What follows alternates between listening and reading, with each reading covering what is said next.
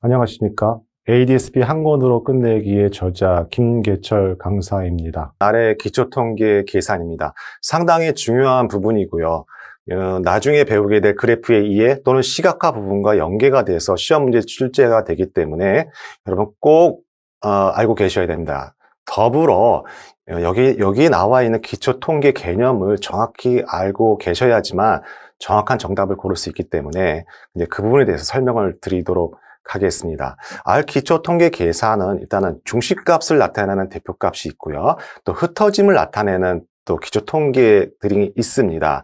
먼저 그 중심값을 나타내는 기초 통계를 먼저 설명을 드리겠습니다. 기초 통계 계산을 할 수 있는 대표값들은 평균과 최빈수와 중앙값이 있는데요.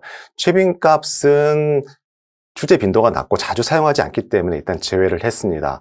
그래서 평균을 쓰는 함수는 민이고요. 그 다음에 중앙값 또는 중위수는 메디안이라고 합니다.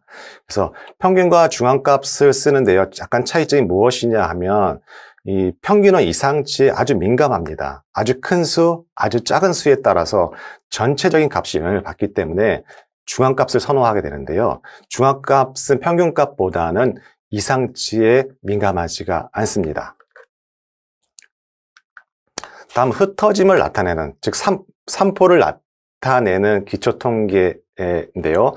중요한 부분들이 많이 있습니다. 여기 변동계수가 있는데요. 변동계수는 을 환산할 수 있는 함수는 없습니다. 하지만 변동계수가 무엇인지는 여러분 알고 계셔야 되기 때문에 변동계수는 분모가 평균이고 분자가 표준편차인 것을 의미합니다. 좀 다른 말로 CV라고 하고요. 그래서 변동계수가 쓰이는 이유는 측정 단위가 서로 다른 경우에 이 변동계수를 쓰게 됩니다. 예를 들자면 A랑 B랑 변동계수를 만약에 비교를 하자면 변동계수가 크다는 건 그만큼 분산이 크다는 의미가 됩니다. 다음은 IQR인데요. 인터퀀타일 레인지의 약자입니다. 한국말로는 4분위수 범위라 그러고요. 개념은 3분위수에서 1분위수를 뺀 값이 되겠습니다. 나중에 그래프의 2의 파트에서 박스 플롯에 이 설명들이 나와 있는데요. 상당히 중요한 개념입니다. 다음은 범위인데요. 범위를 쓰는 함수는 레인지 함수입니다. 레인지를 하게 되면 최소값과 최대값이 나옵니다. 그 다음에 나오는 건 외도와 첨도입니다. 여러분 그 특정 패키지 PSYCH라는 패키지를 설치하고 구동하게 되면 describe이라는 그 함수를 이용할 수가 있는데요. 이 함수를 이용하게 되면 외도와 첨도를 확인할 수가 있습니다. 외도는 스퀴니스라고 하는데요. 외도는 분포의 비대칭 정도를 알아볼 수 있는 기초 통계입니다. 그래서 0보다 크게 되면 정규 분포보다 왼쪽에 치우친 분포를 의미를 하게 되고요. 그 다음에 첨도는 커터시스라 그래서 뾰족함을 의미를 합니다. 그래서 3보다 크면 정규 분포보다 더 뾰족한 모양이 되는 거고요. 3보다 작으면 정규 분포보다 더 완만한 모양이라고 할 수가 있습니다. 다음은 분산인데요. 분산과 표준편차는 여러분 그 고등학교 때 배웠던 또는 엑셀에서 쓰는 함수와 똑같습니다. 분산은 VAR이라는 함수를 쓰고요. 표준편차는 SD 함수를 쓰게 됩니다. 네, 다음은 흩어짐을 나타내는 대표값들 설명드리고 있는데 4분위수는 중심 위치를 나타내는 기초통계입니다. 4분위수에 쓰이는 함수는 퀀타일 함수가 되겠고요. 퀀타일 함수를 하게 되면 보시는 바와 같이 1사분위, 2사분위, 3사분위, 4사분위수 값을 확인할 수가 있습니다. 간단히 설명드리면 1서부터 100까지 숫자가 있다면은 오름차순으로 나열했을 때 25번째 해당되는 값이 1사분위가 된다고 생각하시면 되고요. 다음은 자연 로그 값입니다. 좀 전에 설명을 잠깐 잊어버렸는데요. 4분위수에서 이 50%가 해당되는 것은 중위값, 메디안 값을 의미합니다. 평균값이 아닙니다. 그다음에 자연 로그는 원래대로 로그 값을 해주시면 되고요. 공분상과 상관계수는 나중에 통계학 개론 시간에 더 자세히 설명드리도록 하겠습니다. 여기 아주 중요한 서머리 함수가 있는데요. 서머리 함수를 하게 되면 최저값과 최고값, 1사분위와 3사분위, 평균값과 중위수 값을 확인할 수가 있는데요. 중요한 부분은 무엇이냐 하면 여러분 외부 데이터를 불러올 때 결집값들이 종종 포함될 수가 있습니다. 그래서 이 해당되는 객체를 서머리 함수를 돌리게 되면 이 객체의 결집값이 몇 개 있는지 확인이 가능하고요. 그다음에 일반적인 벡터, 수치형 벡터일 경우에는 결집값이 없는 수치형 벡터인 경우에는 이 수치형 계산들이 가능하지만 만약에 벡터, 여러 개의 벡터 중에 결집값이 하나라도 있으면 민이나 이 표준 편차 분산 등이 계산되지 않고 NA 값이 뜨게 되어 있습니다. 그때 이용하는 게 NA.RM이라는 옵션인데요.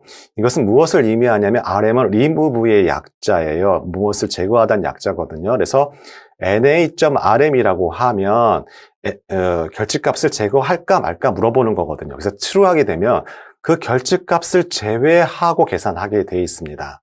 이 점 다시 한번 알고 계셔야 되고요. 알고 계셔야 됩니다. 자, 그럼 잠깐 이제 그 기초통계 계산 정리 좀 할게요. 여러분이 정리할 때는 일단 기초통계의 성격상 구분을 하세요. 뭘 구분하시냐면 중심값이냐 또는 흩어짐이냐 구분하시고 각각의 흩어짐에, 특히 흩어짐에 있는 그 통계 개념들을 정리를 하셔야 되는데요. IQR이 상당히 중요하죠. 3, 4분위에서 1, 4분위를 빼는 거, 나중에 수업하게 될 박스플랫에서 또 자세히 나온다는 말씀을 드렸고요. 그 다음에 한 가지 더 추가적으로 알아두실 건 뭐냐면 외도와 첨도예요. 외도, 첨도는 describe이라는 함수를 통해서 확인할 수 있고 외도, 첨도가 어떤 개념인지 좀 전에 설명을 드렸고요. 그 다음에 사분위수는 흩어짐보다는 중심값을 나타내는 기초 통계고요. 그 다음에 1사분위, 2사분위, 3사분위, 4사분위 값을 확인할 수가 있죠. 그 다음에 50%는 평균이 아니라 중위값이라는 설명드렸습니다. 마지막으로 서머리 함수는 아무리 강조해도 지나침이 없어요. 너무 시험에 매년 출제가 되기 때문에, 매회 출제가 되기 때문에 그래서 서머리 함수에는 어떤 기초통계를 확인할 수 있는지 또 아울러 결집값이 있다면 결집값의 개수도 확인할 수 있다는 거 설명드렸고요. 여러 개의 벡터에 만약 결집값이 하나라도 있으면 수천 계산을 할 수가 없다는 거 또 말씀드렸고 또 그러기 위해서는 옵션에 RM, NARM이라는 옵션을 활용한다는 점 다시 한번 강조해서 말씀드립니다. 자, 다음은 과연 일반적인 데이터를 추출을 했을 때 앞에서 배웠던 기초통계 계산이 정확하게 맞는지를 좀 확인 좀 할게요. 보기에서는 그 자유도가 5인 카이스퀘어에서 100개를 난수 추출한 거예요. 이미 추출한다고 얘기를 하거든요. 추출했을 때 그 HIST는 히스토그램의 함수예요. 한번 이거를 히스토그램을 그려보고 그려보고 describe이라는 함수를 통해서 한번 기초 통계가 과연 이 그림과 일치하는지 좀 확인 좀 할게요. 예, 보시면 describe이라는 함수를 통해서 각각의 기초 통계를 계산했는데요. 여기 보면 SKW가 외도를 의미를 하고요. 카터시스가 첨도를 의미를 합니다. 그래서 이 외도가 0보다 크잖아요. 0보다 크면 아까 전기분포보다는 왼쪽에 치우친 그림이라고 말씀을 드렸고요. 첨도가 0.73이니까 3보다는 작잖아요. 그러니까 뾰족함을 의미를 하는 거니까 일단은 전기분포보다는 완만한 모양이 뾰족함이 되겠습니다. 한 가지 아울러 또 확인해 드릴 건 무엇이냐면 평균과 중위수를 좀 비교를 해봤어요. 보시면 평균값이 중위값보다는 크죠. 이것은 무엇을 의미하냐면 평균은 이상값에 아주 민감하게 반응을 한다 그랬잖아요. 이 얘기는 아주 큰 수들이 이상치가 많다는 의미입니다. 딴 말로 표현하자면 그 분포가 오른쪽 꼬리로 길게 나와 있는 분포라고 할 수가 있습니다. 한번 히스토그램에서 확인을 좀 할게요. 예, 보시면 그림의 데이터 분포가 왼쪽으로 일단 치우쳐져 있고요. 이상치가 있는 아주 큰 숫자가 있는 오른쪽 꼬리로 이렇게 내려가 있는 분포도를 나타나는 걸 확인하실 수가 있습니다. 이렇게 기초통계 계산과 이런 시각화, 그래프를 같이 보시게 되면 그 해당되는 데이터를 좀 더 쉽게 이해하실 수가 있을 것 같습니다. 다음은 이제 인덱싱 정리하기인데요. 제가 인덱싱 정리하기를 한 수업을 더 드리는 건 무엇이냐면 출제도 잘 되고 일단 ADSP에서 출제 빈도가 굉장히 높고요. 또 여러분 데이터 추출할 때 인덱싱을 모르고서는 데이터를 여러분이 원하는 데이터 추출할 수가 없습니다. 그래서 인덱스 정리하기를 다시 한번 말씀을 드리는 겁니다. 인덱싱, 슬라이싱, 추출하기 다 똑같은 의미인데요. 인덱싱은 괄호가 한 개 있느냐, 두 개 있느냐, 또는 그게 행렬 방식이냐, 또 행렬 방식이되 그것이 데이터 프레임 한 개를 추출하느냐 또는 두 개를 이상을 추출하느냐에 따라서 값들이 바뀔 수가 있습니다. 먼저 벡터를 설명을 드릴게요. 자, 1, 2, 3, 4, 5, 6, 7이라는 여러 개의 수치형 데이터를 X에 저장을 했고 대괄호, 인덱싱을 의미하는 대괄호를 사용해서 첫 번째 위치를 찾았습니다.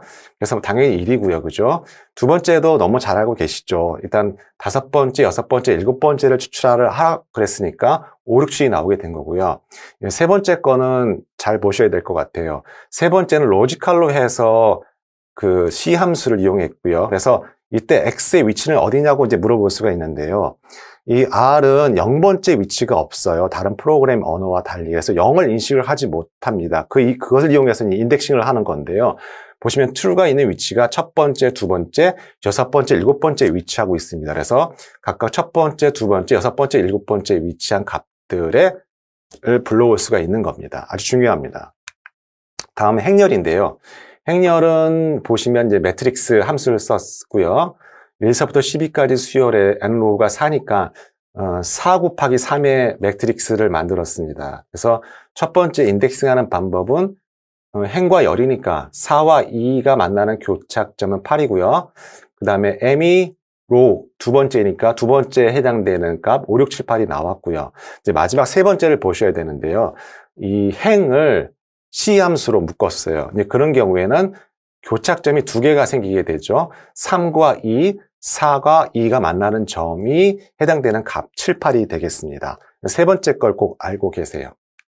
마지막 데이터 프레임입니다. 데이터 프레임은 상당히 중요합니다. 그래서 별표 두 개를 체크를 했고요. 거의 매해 한 문제 정도 나온다고 보시면 되고요. 제가 벡터 값과 데이터 프레임 각각 분리해 놨습니다. 그래서 데이터 프레임을 출력하는 경우와 벡터 값 출력하는 경우인데요. 여러분 내장된 아이리시 데이터를 계속해서 앞으로 사용할 건데 데이터는 아이리시입니다. 그래서 꼭 그 아래서 꼭 확인을 하셔야 되고요. 여러분 주의할 건 무엇이냐면 R 데이터 프레임에서 이제 첫 번째 거 행렬 방식인데요. 첫 번째 행을 지정해 주는 거와 열을 지정해 주는 값이 서로 다릅니다. 일단은 앞에 행을 지정해 주면 데이터 프레임이 출력이 되고요. 열을 지정해 주면 벡터 값이 나오게 돼 있습니다. 또 밑에 그 데이터 프레임 출력에서 밑에 부분 보시면 그 열을 지정해 주되 두 개 이상을 만약에 슬라이싱 또 인덱싱 하게 되면 또 데이터 프레임이 나옵니다. 상당히 중요합니다. 항상 시험 문제 나옵니다. 그 다음에 그 달러 표시가 있죠. 달러 표시를 하게 되면 벡터 값이 나옵니다. 그래서 여러분 데이터 프레임과 벡터 값 서로 구분을 하셔가지고 유사하기 때문에 잠깐 잘못 생각하면 착각할 수가 있습니다. 자, 이 점 다시 한번 강조드립니다.